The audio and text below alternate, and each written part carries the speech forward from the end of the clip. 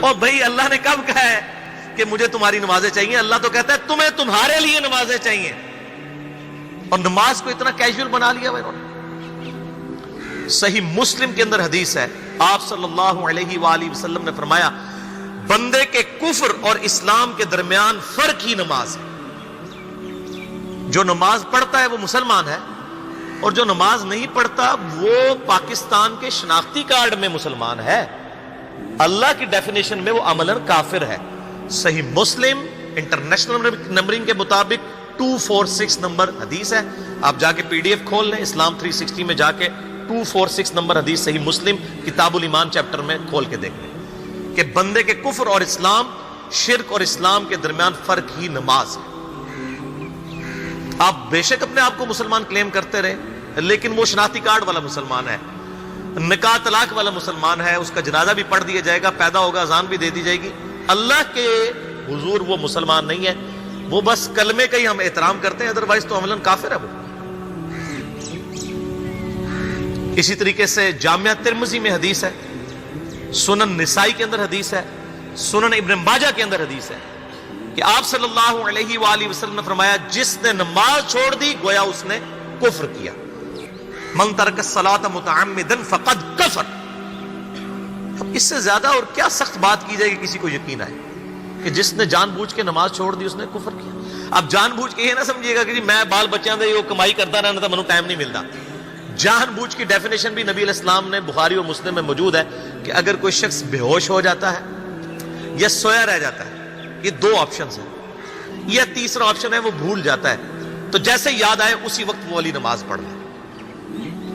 لیکن جو شخص دنیا کو ٹاپ پرائورٹی مانتا ہے، اپنا آفس چھوڑنے کے لیے تیار نہیں، اپنا کلینک چھوڑنے کے لیے تیار نہیں ہے، اور اپنی دکان چھوڑنے کے لیے تیار نہیں ہے نماز کے لیے، تو ظاہر ہے کہ وہ تو اپنے آپ کو دھوکہ دے رہے ہیں۔ اللہ تعالیٰ تو اپنے معاملات کے اندر بالکل سٹریٹ فارورڈ ہے، بالکل یہ ذہن میں رکھ لیں۔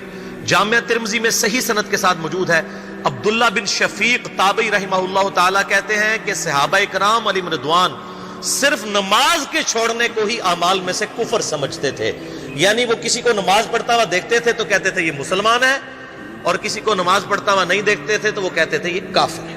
یہ جامعہ ترمذی ہے، یہ کوئی سٹوری بک نہیں میں سنا رہا آپ کو۔ مسند احمد میں صحیح سند کے ساتھ حدیث ہے، نبی صلی اللہ علیہ وآلہ وسلم نے معاذ ابن جبل سے فرمایا معاذ اللہ کے ساتھ کسی کو شریک نہ ٹھہرانا، خواہ تمہارے ٹکڑے ٹکڑے کر دیے جائیں، تمہیں سولی پہ چڑھا دیا جائے، تمہیں آگ میں جلا دیا جائے، اللہ کے ساتھ کسی کو شریک نہ ٹھہرانا، اور معاذ نماز بھی نہ چھوڑنا، کیونکہ جس نے نماز چھوڑ دی اللہ تعالیٰ کے ذمہ کرم سے وہ نکل گیا، اللہ کے حضور اس کے لیے کوئی حصہ نہیں ہے جس نے نماز چھوڑ دی۔ کتنا کرٹیکل ایشو ہے۔ اور اسی طریقے سے مسند احمد میں ہی ایک اور حدیث ہے کہ آپ صلی اللہ علیہ وآلہ وسلم نے فرمایا جس شخص نے اپنی زندگی میں نماز کی حفاظت کی، قیامت والے دن وہ نماز اس کے لیے نور ہوگی، نجات ہوگی، اور اس کے حق میں دلیل ہوگی، اور جس نے نمازوں کی حفاظت نہیں کی اس کے لیے قیامت والے دن کوئی نجات، کوئی نور اور کوئی دلیل نہیں ہوگی، الٹا اس کا حشر قارون، فرعون اور ابی ابن خلف کے ساتھ ہوگا، والعیاذ باللہ تعالی۔ یہاں تو ہم کہہ دیتے ہیں یا اللہ جو کچھ بھی ہے تیرے محبوب کی امت سے ہے، یعنی یا اللہ ہم نے تو اپنی اصلاح کوئی نہیں کرنی، ہمیں اسی طریقے سے ہی قبول کر لیں، والعیاذ باللہ تعالی۔ اور کچھ ویسے علماء کا بھی اس میں بڑا برا کردار ہے کہ انہوں نے نماز کو بھی اتنا مشکل فرض بنا کے پیش کیا ہے کہ ایک عام آدمی کے لیے، اور جو دنیاوی معاملات کے اندر بھی انوالو ہے، اور کسی ایسی عورت کے لیے جس کے کئی بچے ہیں، مطلب اس روٹین کے اندر اس نماز کو مینج کرنا مشکل ہو جاتا ہے۔ ہمیں تو عشاء کی صرف 17 رکعتیں بتا دی گئی ہیں، حالانکہ 24 گھنٹے کے اندر ٹوٹل نماز کی رکعتیں 17 ہیں جن کی اکاؤنٹیبلٹی ہے۔ اور میں یہ بڑے یعنی وثوق کے ساتھ ایک ذمہ دار مبلغ کی حیثیت سے یہ بات کر رہا ہوں۔ آپ صحیح بخاری اور صحیح مسلم کھول کے دیکھ لیں، فرض نمازوں کی تعداد جو ہے وہ 5 آئی ہے، اور ان کی رکعتوں کی تعداد بھی بیان ہو گئی ہے۔ فجر کے 2 فرض، ظہر کے 4 فرض، عصر کے 4، مغرب کے 3 اور عشاء کے 4، اور سفر میں سارے 2 فرض ہیں، مغرب کے 3، یہ ٹوٹل 17 رکھتے ہیں جن کی اکاؤنٹیبلٹی ہے۔ باقی جنہ گڑ پاؤ گے انہ میٹھا، وہ ساری نفلی عبادت ہے، وہ بخاری اور مسلم دونوں میں حدیث ہے، جس نے فرض کے علاوہ 12 رکعتوں میں استقامت کی اور وہ 12 رکعتیں آپ صلی اللہ علیہ وآلہ وسلم نے پڑھ کے بھی بتائیں. اور امہات المومنین میں سے سیدہ عائشہ نے، سیدہ ام سلمہ نے، سیدہ ام حبیبہ رضی اللہ عنہن نے روایت بھی کی کہ 2 فجر سے پہلے، 4 ظہر سے پہلے، 2 ظہر کے بعد، 2 مغرب کے بعد، 2 عشاء کے بعد. یہ 12 سنت موقدہ، جس نے یہ پڑھی اسے جنت میں محل ملے گا. اگر کوئی نہیں پڑھتا تو گنہگاری والا معاملہ کوئی نہیں ہے. اسی طریقے سے اس کے علاوہ ایک اور وطر کی نماز ہے جو سنت موقدہ ہے. وہ سیدنا مولا علی رضی اللہ تعالیٰ عنہ علیہ السلام کا قول ہے کہ وطر سنت ہے، سنت ہے، سنت ہے، مگر اسے مت چھوڑو. ہے سنت ہے لیکن تاکیدی ہے. آپ صلی اللہ علیہ وآلہ وسلم نے سفر میں بھی وطر اور فجر کی 2 سنتیں پڑھی ہیں، لیکن یہ صرف افضلیت کے اعتبار سے تاکیدی ہیں، ان کی کاؤنٹیبلٹی کوئی نہیں ہے.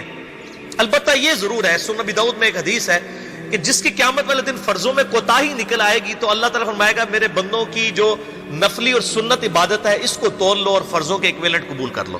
تو آپ اگر یعنی سنتیں پڑھیں گے تو اس کے ایکویلنٹ نفلوں کی کوتاہی پوری ہو جائے گی، ادروائز اکاؤنٹیبلٹی اس کی کوئی نہیں ہے. یہ ذہن میں رکھیے گا. صحیح بخاری اور مسلم دونوں میں حدیث موجود ہے. ایک صحابی آئے، انہوں نے کہا یا رسول اللہ صلی اللہ علیہ وآلہ وسلم میں جنت میں جانا چاہتا ہوں، مجھے کوئی شارٹ کٹ بتا دیں. آپ صلی اللہ علیہ وآلہ وسلم نے فرمایا اسلام لانے کے بعد نماز، فرض نماز کو قائم رکھ.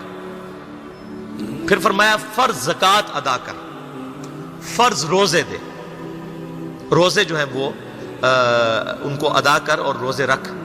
حج اس وقت فرض نہیں ہوا تھا، وہ زندگی میں ایک بار ہے. تو اس نے کہا یا رسول اللہ صلی اللہ علیہ وآلہ وسلم جتنا آپ نے مجھے بتایا نہ میں اس میں ایڈ کروں گا نہ اس میں سے کوئی چیز مائنس کروں گا.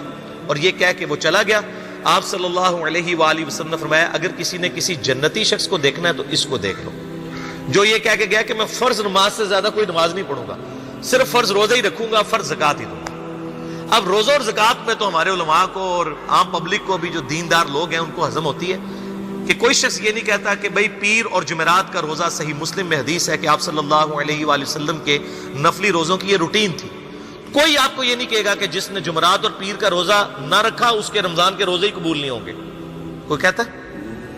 کیونکہ ان کو پتہ وہ نفلی ہے. اسی طریقے سے زکوٰۃ تو صرف 2.5% ہے نا، باقی تو نفلی صدقات ہیں جتنے مرضی دیں.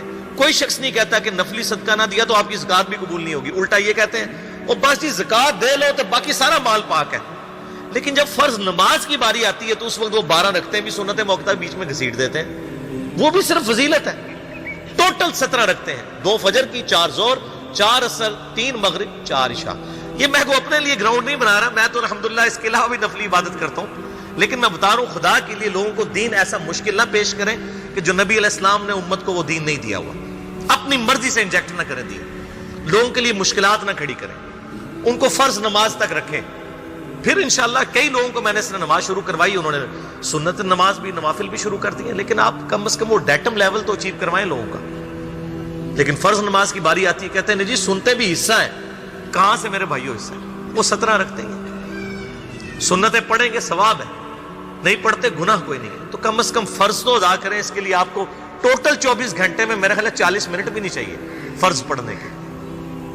تو اس کے اوپر تو استقامت کم از کم ہم اختیار کریں. اور چھوٹی چھوٹی جو نٹی گٹیز ہیں ان کو تو ہم نے اتنا فالو کیا ہوا ہے، اور فرض نماز کے بارے میں ہم اتنے کیجول ہو جاتے ہیں. تو یہ فرض نماز کی امپورٹنس اس حوالے سے ضروری تھی، اس لیے میں نے ساتھ ہی بیان کر دی.